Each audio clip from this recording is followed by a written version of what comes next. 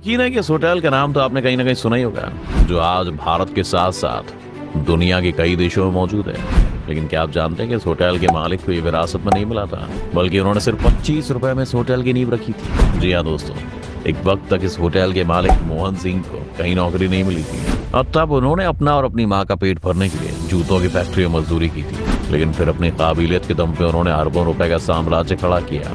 आखिर कैसे सिर्फ 25 रुपए से बनाया इतना बड़ा होटल? आखिर क्या है ओबेरॉय होटल की सफलता का राज? चलिए जानते हैं आज के हमारे इस वीडियो में। ओबेरॉय होटल के फाउंडर राय बहादुर मोहन सिंह ओबेरॉय का जन्म 15 अगस्त 1898 में वर्तमान पाकिस्तान के जेलम नदी के भाउन में एक नॉर्मल परिवार में हुआ था। बहादुर मोहन सिंह जब सिर्फ 6 महीने के थे तभी उनके पिता की मौत हो गई थी। ऐसी हालत में घर चलाने और बच्चों को पालने की जिम्मेदारी उनकी मां के कंधों पर आ गई थी। उन दिनों में किसी महिला का घर को चलाना बड़ी बात थी। अपने मुश्किल हालातों में ही पढ़ने के बाद मोहन सिंह रावलपिंडी चले गए थे। वहां जाकर उन्होंने गवर्नमेंट कॉलेज में एडमिशन लिया। अपनी कॉलेज की पढ़ाई पूरी करने के बाद मोहन सिंह नौकरी की तलाश में निकले, लेकिन काफी तलाश करने के बाद भी उन्हें नौकरी नहीं मिली। नौकरी की तलाश में भटक रहे मोहन सिंह को उनके एक दोस्त ने टाइपिंग और स्टेनोग्राफी सीखने को कहा। अपने दोस्त की बात मानते हुए उन्होंने अमृतसर में एक टाइपिंग इंस्टीट्यूट में टाइपिंग सीखना शुरू कर दिया। लेकिन बहुत जल्दी उन्हें बात समझ में आ गई कि इससे भी उन्हें नौकरी नहीं मिलने वाली है और इस तरह वो और ज्यादा परेशान हो गए। उन दिनों बहादुर मोहन सिंह सिर्फ यही सोचते थे कि कैसे भी करके उन्हें कोई नौकरी मिल जाए जिससे वो अपनी माँ के कंधों का बोझ कम कर सकें। बहुत ढूंढने पर भी जब उन्हें कोई नौकरी नहीं मिली तब उन्हें अमृतसर में रहना भारी पड़ने लगा, क्योंकि बड़े शहर में रहने के लिए उन्हें ज्यादा पैसे खर्च करने पड़ रहे थे। ऐसे में जब उनके पैसे खत्म होने को आए तो वे अपने गांव वापस चले गए। उस समय मोहन सिंह के दिमाग में बस एक ही बात थी कि कुछ भी करके कैसे भी करके उन्हें एक नौकरी मिल जाए। और इसीलिए अपने चाचा के कहने पर पढ़े लिखे होने के बावजूद भी मोहन सिंह ने लाहौर में एक जूते की फैक्ट्री में मजदूर के रूप में काम करना शुरू कर दिया। हालांकि नौकरी उनके मन के मुताबिक तो नहीं थी, पर कुछ पैसे तो आ रहे थे, इसीलिए उन्होंने वहां काम करना जारी रखा। लेकिन वो कहते हैं ना कि किस्मत के आगे किसी का जोर नहीं चलता, और कुछ ऐसा ही मोहन सिंह के साथ हुआ। और कुछ ही समय बाद जूतों की वो कंपनी बंद हो गई। निराश मोहन सिंह एक बार फिर खाली हाथ घर लौट आए। गांव वापस लौटने के बाद उनकी शादी कोलकाता के एक परिवार में हो गई। ये बात 1920 की है, जब मोहन सिंह की शादी हुई। एक इंटरव्यू के दौरान मोहन सिंह ने कहा था कि उस समय ना उनके पास कोई नौकरी थी और ना ही कोई जायदाद और ना ही अच्छे दोस्त। लेकिन पता नहीं इसके बावजूद न जाने उनके ससुर जी ने उनमें क्या देखा था। मोहन सिंह के मुताबिक शायद उनके ससुर जी को उनका व्यक्तित्व बहुत पसंद आया था।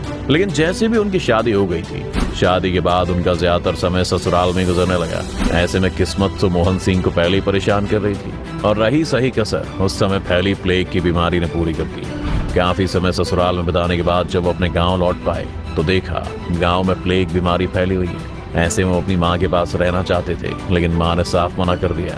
उन्हें कहा कि वो वापस अपने ससुराल लौट जाए और वही कोई काम धंधा ढूंढे, क्योंकि यहाँ उन्हें भी इस बीमारी से खतरा था। आखिरकार मोहन सिंह को अपनी माँ की बात माननी पड़ी, और जब मोहन सिंह वापस अपने ससुराल जाने लगे तो उनकी माँ ने उनके हाथ में 25 रुपए थमा दिए थे। आपको बता दें कि जिस वक्त मोहन सिंह को उनकी माँ ने 25 रुपए पकड़ाए थे, उस वक्त मोहन सिंह ने सोचा भी नहीं था कि उन 25 रुपयों से वो अरबों का साम्राज्य की नींव रखेंगे। वापस ससुराल आने के बाद मोहन सिंह फिर से नौकरी ढूंढने लगे। ससुराल में रहते हुए मोहन सिंह ने एक दिन अखबार में एक सरकारी नौकरी का विज्ञापन देखा। उन्हें वो क्लर्क की नौकरी अपने लायक लगी। बस उन्होंने तय कर लिया था कि वो शिमला जाकर इस नौकरी के लिए एग्जाम देंगे। उनकी माँ के दिए हुए 25 रुपए अभी भी उनके पास थे। उन्हीं रुपयों के सहारे मोहन सिंह इस नौकरी की परीक्षा देने शिमला निकल गए। हालांकि इस परीक्षा के लिए उनकी किसी तरह की तैयारी नहीं थी, लेकिन न जाने क्यों फिर से अपनी किस्मत को आजमाना चाहते थे। आपको बता दें कि शिमला उन दिनों अंग्रेजी हुकूमत की गर्मियों की राजधानी थी। यही कारण था कि वहाँ बड़ी बड़ी इमारतें और होटल्स की कमी नहीं थी। उस दौरान मोहन सिंह क्लर्क का वो एग्जाम तो पास नहीं कर पाए, लेकिन उनकी किस्मत उन्हें उस दरवाजे तक जरूर ले गई थी जहाँ से उनकी सफलता का रास्ता निकलता था। मोहन सिंह घूमते घूमते उस समय के सबसे फेमस होटल्स में से एक सिसिल में पहुंचे। उस समय वो वहां रहने के इरादे से नहीं बल्कि काम की तलाश में गए थे। वैसे तो अंधेरे में निशाना लगाने जैसा था, और फिर ऊपर से उनकी किस्मत जो कि उनके बने बनाए काम बिगाड़ देती थी। लेकिन इस बार किस्मत इन पर मेहरबान हुई और होटल के इंग्लिश मैनेजर ने इन्हें नौकरी पर रख लिया। इस तरह मोहन सिंह को 40 रुपए महीने पर क्लर्क की नौकरी मिली और वहीं रहकर नौकरी करने लगे, और इसके साथ साथ ही तरक्की भी करते रहे। मोहन सिंह ओबेरॉय सिसिल होटल में मैनेजर, क्लर्क, स्टोर कीपर सभी का काम खुद ही संभाल लेते थे।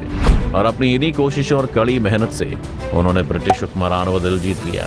ब्रिटिश मैनेजर अर्नेस्ट क्लार्क 6 महीने की छुट्टी पर लंदन गए तो वो सिसिल होटल का सारा काम मोहन सिंह ओबेरॉय को सौंप गए।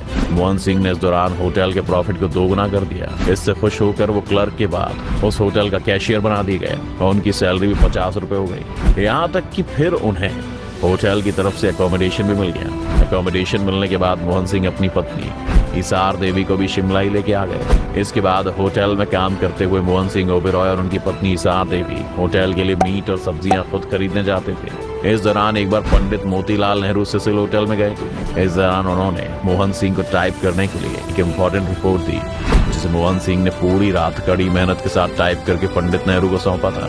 तब उनके इस काम से खुश होकर पंडित नेहरू ने उन्हें इस काम के रूप में 100 रुपए का नोट दिया था। आपको बता दें कि जिस होटल में मोहन सिंह काम कर रहे थे वो एक ब्रिटिश कपल का था, और जब ब्रिटिशर्स की भारत पर पकड़ कम होने लगी तो उस कपल ने होटल को बेचकर वापस जाने का सोचा। तब कपल ने मोहन सिंह को 25,000 रुपए में होटल बेचने का ऑफर दिया था, लेकिन उस वक्त मोहन सिंह के पास इतने पैसे नहीं थे तो उन्होंने रकम को करने के लिए कुछ वक्त मांगा। मोहन सिंह के पास इतने पैसे तो थे नहीं, लेकिन उन्होंने सोचा कि अगर ये होटल उन्हें मिल गया तो उनकी किस्मत बदलते देने लगेगी। उन्होंने किसी तरह पैसे इकट्ठा करने शुरू किए। मोहन सिंह ने राशि जुटाने के लिए अपनी पैतृक संपत्ति तथा अपनी पत्नी के गहने तक गिरवी रख दिए थे, और इस तरह से 5 साल के अंदर सारी कीमत होटल मालिक को लौटा दी थी। और इस तरह से 14 अगस्त 1934 को शिमला का सिसिल होटल उनका हो गया। इस तरह से वो मोहन सिंह जो कभी अपनी माँ के दिए हुए 25 रुपए लेकर शिमला आए थे, वो शिमला के सिसिल होटल का मालिक बन गया था। इस होटल को खरीदने के बाद मोहन सिंह ओबेरॉय ने पीछे मुड़कर नहीं देखा।